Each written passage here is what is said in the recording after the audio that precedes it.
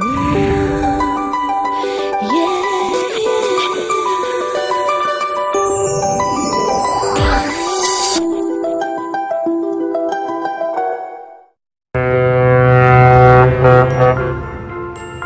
an estimated total cost of $550 million US, Holland America Cruise Line's the MS New Amsterdam is worth more than most mid-sized American companies. Since cruise ships are at the core of Holland's business model, building, maintaining, and upgrading them is critically important to the level of service they can offer the 700,000 passengers they carry annually.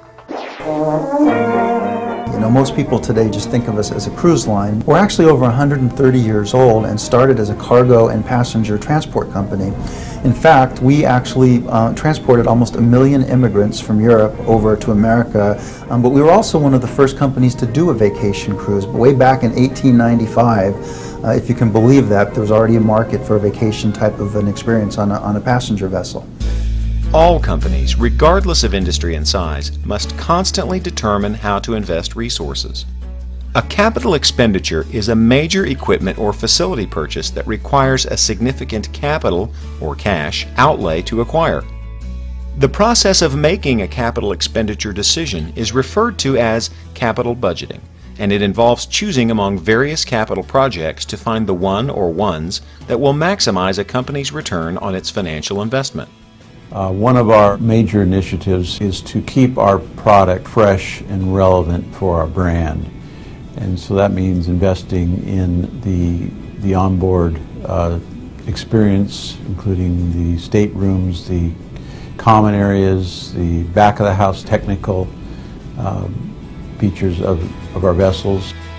Many companies follow a carefully prescribed process in capital budgeting, which includes 4 steps. 1. Project proposals are requested from departments, plants, and authorized personnel.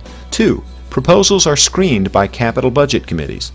3. Officers determine which projects are worthy of funding. And 4. Board of Directors approves capital budget. Holland America starts this process in April of each year as Larry sits down with his CEO.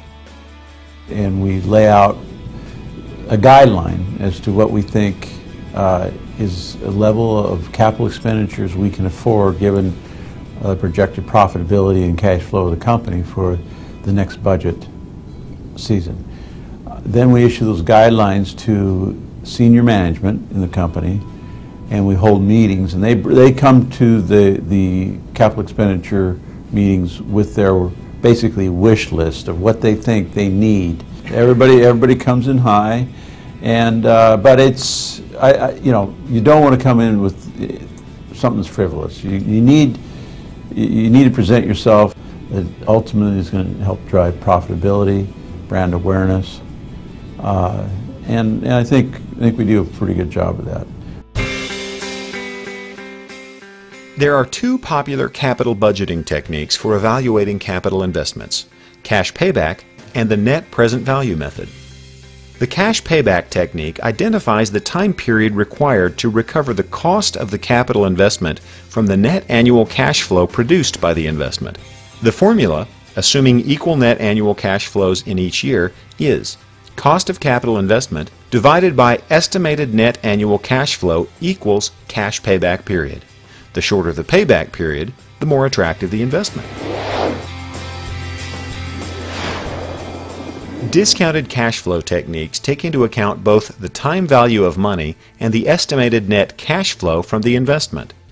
These are generally recognized as the most informative and best conceptual approaches to making capital budgeting decisions.